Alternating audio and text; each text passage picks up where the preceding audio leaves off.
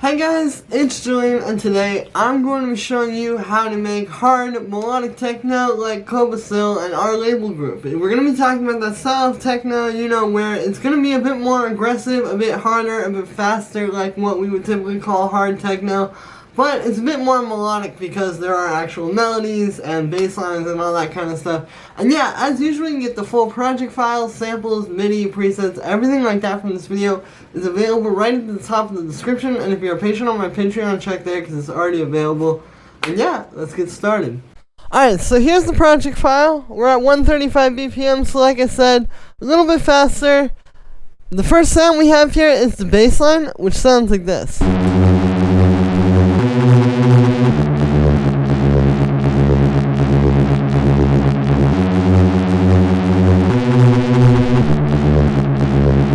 So we're in the key of F sharp minor here. What's happening is, it's just playing, it's a pretty simple bass line. It's really just about how this is fitting together with the lead.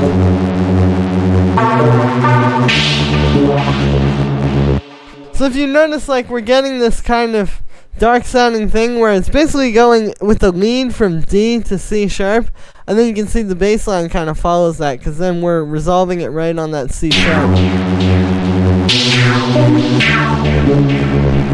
Right when the lead hits that.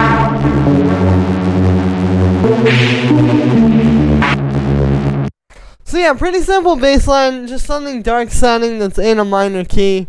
For the sound with this one, it's actually just made with one layer here. So what we have is we have this wavetable, and so all this is, it's a pretty standard respace. Yeah, you can see it's just two saw waves here, and then the thing that really makes this one is the low pass filter with the high resonance, because if you look at this, you can see the low pass is set like that, but then we have an overdrive afterwards. So if you take this low pass filter and turn up the resonance and then put it into an overdrive like this, it's gonna just make the whole thing like that really aggressive fat sound. You can also see we have a bit of unison here.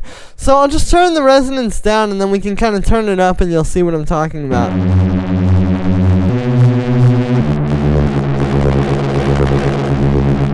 So you see what I mean? Turning the resonance up gives you that kind of crunchy sound. And here's without the overdrive.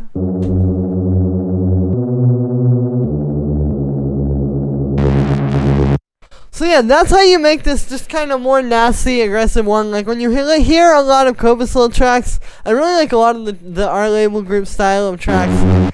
This is that style of respace that you're hearing. It's just, very careful play with the distortion and the filtering. And then on that one, we actually just have a drum bus here to beef it up a little bit more, a high pass filter to just cut out the very low end to make sure that it's not going to get in the way of the kick and the rumble. And then finally, I just have a utility here, which we're just using this for the bass mono setting. You can see, so I'm just using that to make sure that the actual low end and the bass here is going to be in mono. And it's not going to clash with the, mess up the stereo image. Then we have the lead.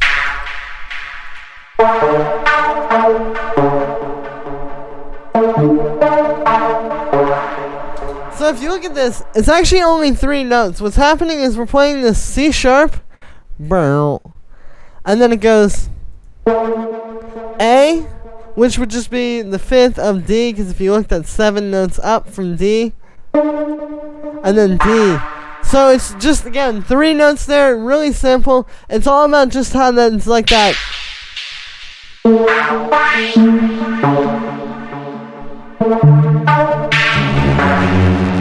The way it's playing with the other notes, and then the way that it's playing with everything that is in the actual track as well.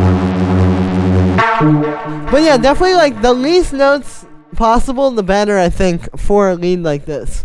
Now, for the sound with this one, it's actually pretty similar to that bass, because if you look at this, it's just 2 saw waves detuned with some unison. The thing that makes this one exciting is I have an LFO on here. So if you look at this bandpass filter here, that's the filter we're using. You can hear there's a pretty strong amount of LFO on that. We also have some noise that you can hear really coming through when you listen for that bandpass. But yeah, so this is how we're creating that sort of morphing texture on the lead. It's just a bandpass. And then just You know, really getting creative with the LFO to make it move like this. And the key here is that I have the LFO on this noise setting, which basically just kind of means like it's a random LFO. But you can hear it makes it so that when you're hearing it in the whole mix like that, it's never in the exact same place twice. It's constantly moving around and changing. And that's the secret. You want a random LFO. Then, yeah, you can see we just have a bit of unison. And then, other than that, we just have a bit of chorus, a bit of echo, which you can see is on quarter notes, so it's really slow. You know, it just brings out a bunch. Makes this super atmospheric. We also have some reverb on that. And then finally, I just have a drum bus, which is fattening it up. And this really brings out the juiciness there.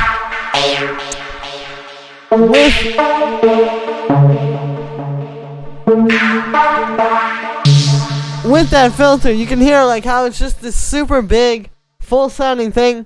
The drum bus is really helping with that. And yeah, that's it for the lead. Then we just have a bit of vinyl noise. Just plays, adds some texture.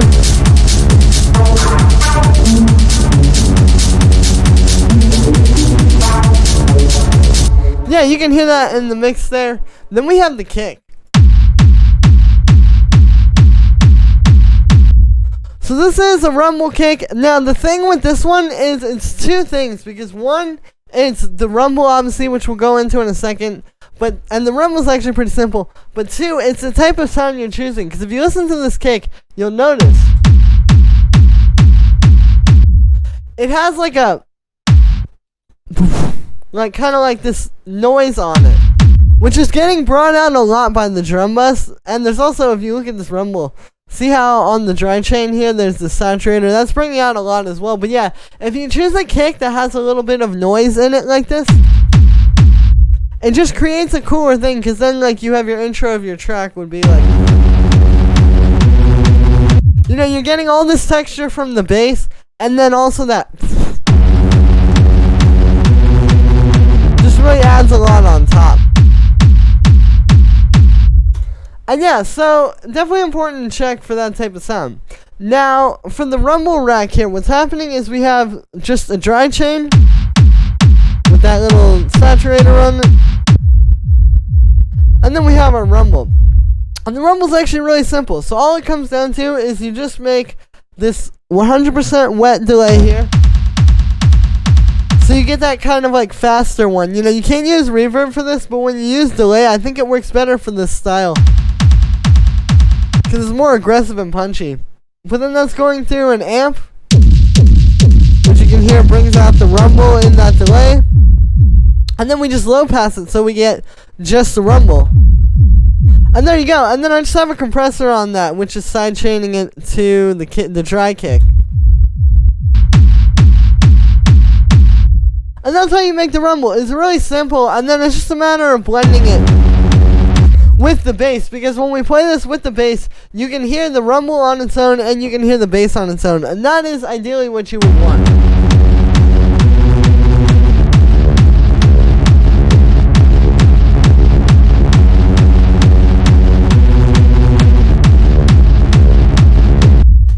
And then that's just going through some drum bus, you know, with everything going through that at once. And then a bit of EQ for a low end boost. And yeah, and then the last thing that we have down here is the percussion. So the first thing would be this main hi-hat. And this is just two layers. We have this one, which as you can hear adds more of the like sort of like the body to the sound. And then this one, which you can hear, is adding that attack and the punch to the sound. And then you put them together. And there you go. You get one big hi-hat, which is both.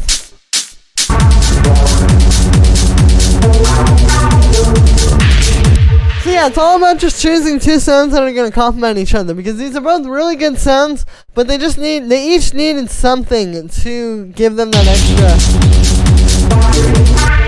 kind of push to make it fit into the track with what we want. Then we have this little noise. And all this is, it's just a little bit of white noise inside of operator here. You can see it's got an attack on it. So that's what's making it kind of like fade into the note like that, and then we just have a band pass. And so this just kind of adds something. It kind of works together with that little hi-hat. So if we play like this hi-hat loop,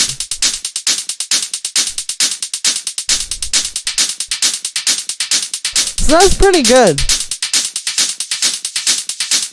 But you can hear if you just add that every time,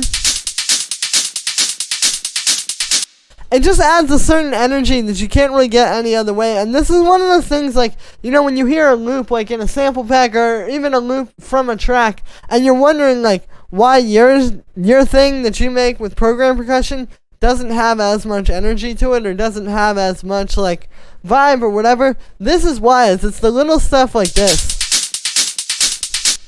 that's gonna make a big difference. And then after that we have this, which is another one because it's just doing that little.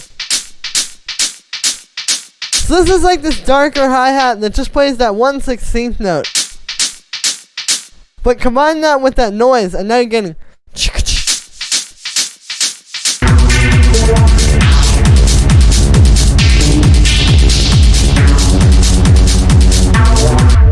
And yeah, so again, it's all about adding to the intensity there.